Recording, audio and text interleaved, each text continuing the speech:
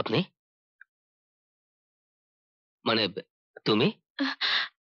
আপনার সাথে আমার কিছু জরুরি কথা আছে। বেশ, তো বলো। এখানে বলবো না। আমি চাই না আপনি আর আমি ছাড়া এ কথা অন্য কেউ জানুক।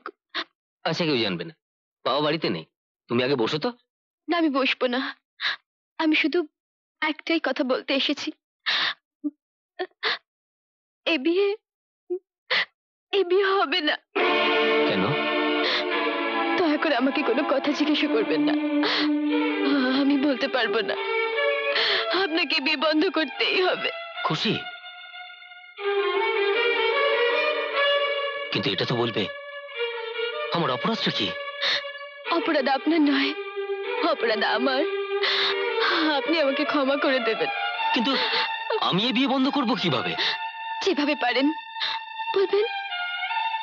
বলবেন।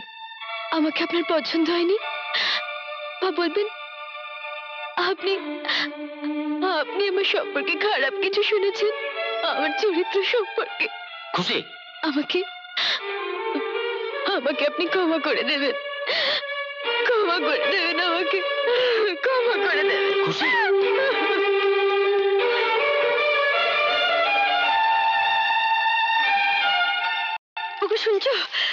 শুনছো? খুশি বাড়িতেই। কি বলছো কি? চলো তো দেখি। কোথায় গেল খুশি? কোথায় গেল খুশি? মামা, ছোটি সারা বাড়ি কোথাও নেই, আমি খুঁজতে বেরোলাম। মমতা, উত্তেজিত হও না। মামি, ওগো শুনছো? তোমার বোন বাড়ি থেকে পালিয়ে গেছে। কি যা তা বলছো? হ্যাঁ, বাইরে গিয়ে দেখো, কান্নাকাটি পড়ে গেছে।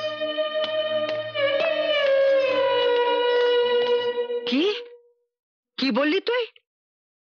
তোর ননদ বাড়ি থেকে পালিয়ে গেছে?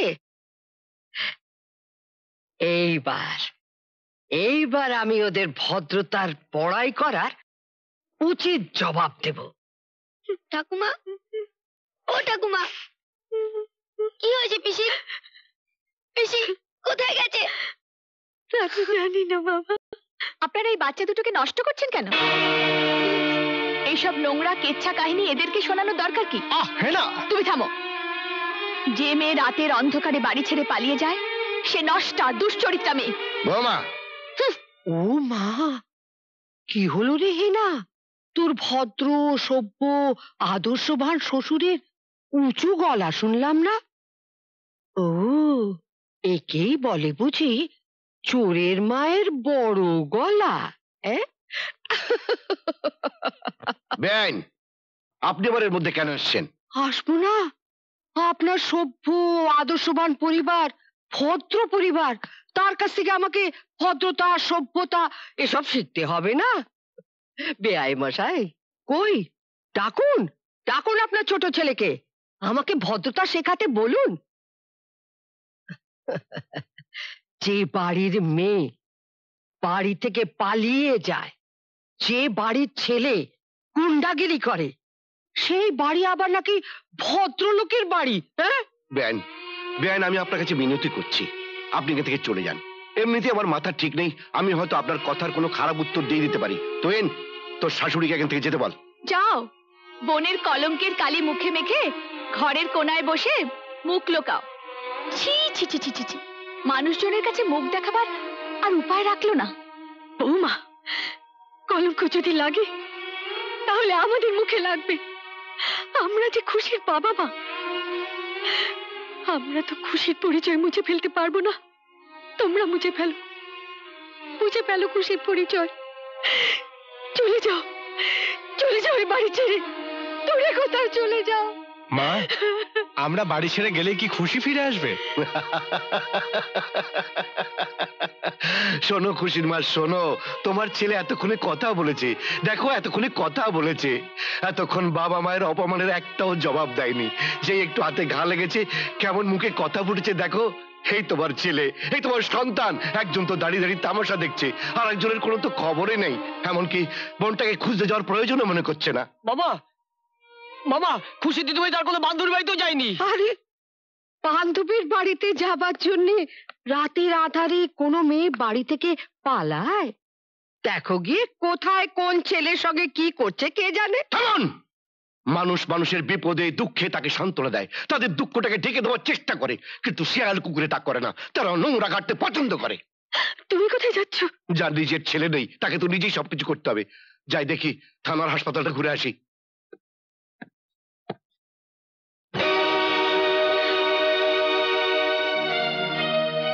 কি হলো, থেমে গেলে যে? থেমে তো যাবই, আজ আমার থেমে থাকার দিন। যে যা বলবে মুখ বুঝে সহ্য করার দিন। বলো, তুমিও বলো, যা মনে আসে বলো। আমার মেয়ে ঘর থেকে বেরিয়ে গেছে, আমাকে তো শুনতেই হবে।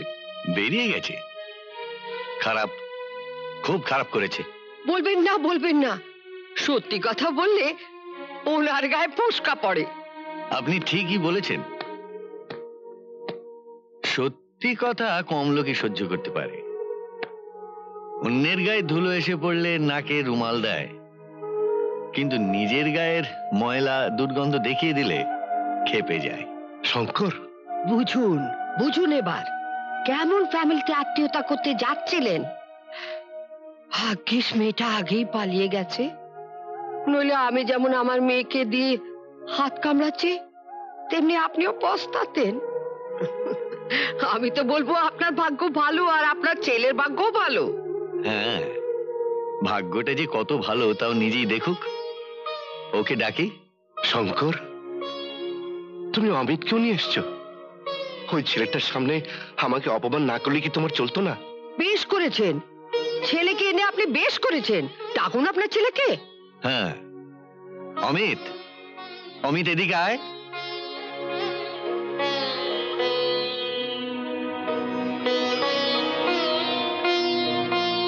পিসি, পিসি। খুশি? খুশি?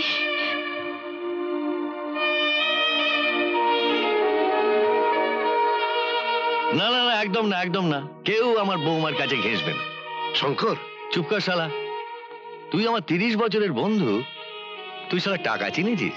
হ্যাঁ, টাকার জন্য তো আমার বৌমা দমবন্ধ হয়ে মরে যেত। একজনের 7 লাখ টাকার বাড়ি, একজনের 5 লাখ টাকার চেক। মানে আপনি তো রাজের বেয়ান, তাহলে তো আমারও বেয়ান। শুনুন বেয়ান, রাজের মতো ভদ্রলোকের মেয়েরা কোনোদিন বাড়ি থেকে পালায় না।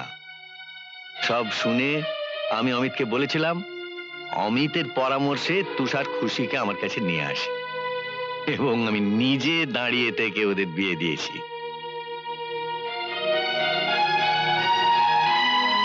বাবা, তোমার অনুমতি ছাড়া আমি কাজটা করে ফেলেছি, তার জন্য আমি ক্ষমা চাইছি বাবা। তুষার, বাবা আমার, থাক থাক বাবা, থাক থাক। ভগবান তোমাদের জীবনে সুখ দিক, শান্তি দিক। শঙ্কর। শঙ্কর কি? শঙ্কর কি? বেয়াই বলতে পারিস না শালা? বল বেয়াই, বল। বেয়াই? হ্যাঁ, এগি এগি। আপনি কোথায় যাচ্ছেন সুইটি বেয়ান? আমি একটা অনুষ্ঠানের আয়োজন করেছি, আপনি আমার নিমন্ত্রণ রক্ষা করবেন না? আহ, আহ, হ্যাঁ। হ্যাঁ,